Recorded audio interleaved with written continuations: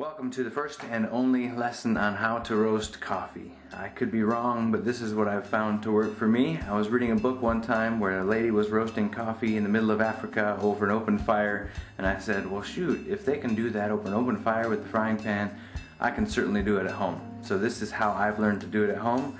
You may find other things that work better for you, but this is how I do it. So here you go. First you're going to need supplies. What I've got here is a wok that I use. You can use a frying pan. I've just found that a wok can help spread the heat evenly, and I don't drop as many beans because I stir pretty much the whole time I'm roasting. You can roast slow, is what I recommend. Roast fast, you may lose control of what you're doing. After I roast the beans and this, I transfer them into here and I take them outside and just kind of toss them a little bit while the wind blows away the chaff, and then I bring them inside and I pour them into a bowl that can handle really hot coffee beans, and I cover it with foil so that the beans can still breathe, and I put it in the microwave for about 4 hours to let the beans breathe but not be completely open to the air. They're still releasing gases as they're roasting in the inside as they're cooling. Once that's finished, I transfer the beans into an airtight container where it's still a little bit breathable. And finally, here's the green beans we're beginning with. The Guatemalan blend. It'll be nice, evenly roasted. I recommend Dean's Beans. They do good stuff and they support local farmers and they do it well, I think. You can check them out at deansbeans.com.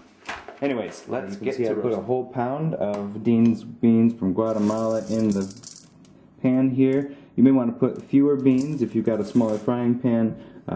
Just depends on how deep you want the beans to be. In the wok, you can generally get a pretty good roast by continuing to stir the whole time they're roasting. I used to use a gas stove, but we've got electric here. Gas is definitely better. You control your heat, but with electric, it still works fine. You're going to want to open a window or two probably, because it will fill your kitchen with smells that don't smell like coffee. I learned to love it, but people who visit and the rest of my family may not appreciate it yet. So I'm going to turn the heat up to probably do a slow roast. We'll turn it up to about 5, and we'll start roasting. We'll see in a little bit. Just keep doing this. Make sure you stir to get a nice even. You want to make sure all the beans are getting moved regularly. I have to point out, you're going to want to use a wooden spoon because it can stand up to the high temperatures and the constantly touching the metal pan. If you use a plastic spoon, you're going to melt it. If you use a metal spoon, you're going to probably make a really bad noise and maybe even get metal shavings in the beans. As things get warm, things expand. That's the same with coffee beans. So as they're getting warmer, they're going to start expanding and releasing some of their oils. That's good. That helps with the roasting, and it smells great. Well, once you get used to it. As they expand, they're also going to shed their skin. It's called the chaff. If you do this outside over the grill, it's fine because it blows away the chaff, but like I showed you with the colander that I use, it works fine just to take it outside and shake it, blow on it a little bit, let the chaff blow away. As you're roasting, you're going to begin to see them turn a yellowish color, and then finally a brown, and the brown will get darker and darker. And as they expand, they're going to pop. You're going to hear them kind of like popcorn. They're going to start to pop. That's when they get blacker. Between 1 and 2 pops is a really light roast. Around the second time they pop, they'll start getting dark really quick. So after the second pop, you'll want to start figuring out whether you want to take it to a really dark extreme or you want to just take it off and let it be ready. And it takes some getting used to. You'll probably have to get some more green beans and give it a try. See what kind you like. See how fast they roast, and figure out exactly where you want to stop in future roasting. But you can see mine are starting to smell really good. You can't smell it, but I like the smell. Some of them are starting to get a little bit yellow, but it's only been about 5 minutes here. So I'll see you in a little bit. About 13 minutes after we started the heat, and you'll see that the color is definitely changing to a more kind of yellowish green color, turning slightly brown on some of them.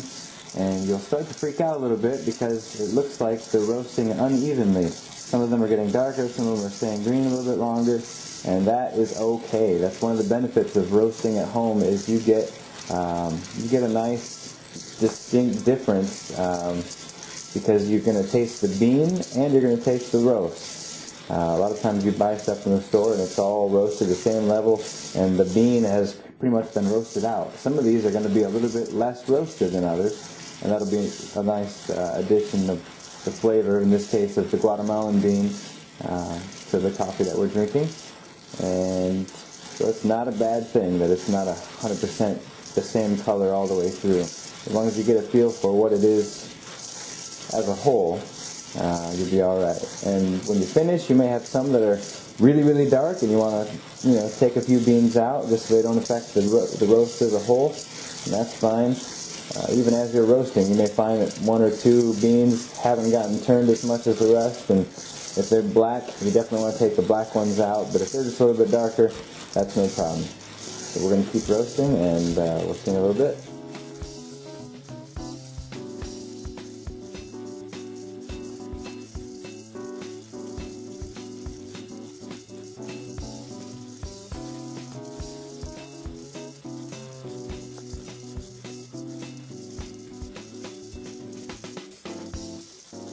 We're at 23 minutes past now. You can really start to hear them crack on top like Rice Krispies. Getting a nice smoke from it. And window's open, so that's fine. Not quite there yet, but just in a few minutes here, probably, I will be taking it off. And we'll take them outside to get some of that chaff blown away with the wind. Just wanted to show you kind of what it looks like so far.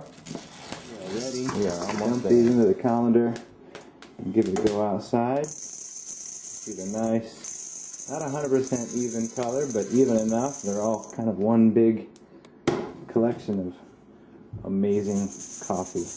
I'll go outside and kind of jiggle it like this. While I'm blowing on it, it's going to let the chaff be taken away. Got a lot of the chaff out, and it's looking nice.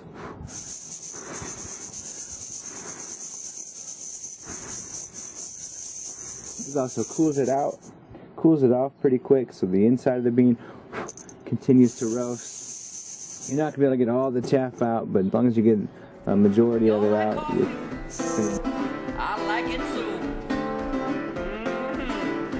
They say the best part of waking up is Folgers in you want to use a bowl that can handle heat because they still are pretty hot. They will continue to roast on the inside. We're going to cover them with foil. We're going to stick them in the microwave so they have a chance to air out, because the beans are breathing out some gases that you probably don't want flavoring your coffee. It's been about 3 or 4 hours since we first finished our beans. We're going to take them out now. We've been letting them breathe in the microwave throughout the lunch hour, and now they look like coffee beans. Smell that. Oh yeah, that smells like coffee. You'll notice how there's lots of different colors throughout the beans. Some of them were roasted a little bit further than others, but together it's a great blend of bean and roast, and it's going to taste good. Oh yeah, that smells good.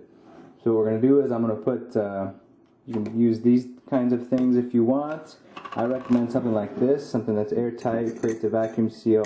You can get those pretty cheap at the store. Let's see, what else was I going to say? Oh, don't put your coffee in the fridge or the freezer. Just make enough that you'll use it within 2 or 3 weeks. And the beans that are green will keep for several years on the shelf, so don't worry about, you can buy a huge bag of these for really cheap, cheaper for shipping and such. That way you've always got some green beans ready to go. Then roast enough for a couple weeks. If you got a frying pan instead of a wok, you may need to make less than this, but that's fine. You'll just experiment and see what you can do. Hope you've enjoyed it, and I hope you enjoy some coffee.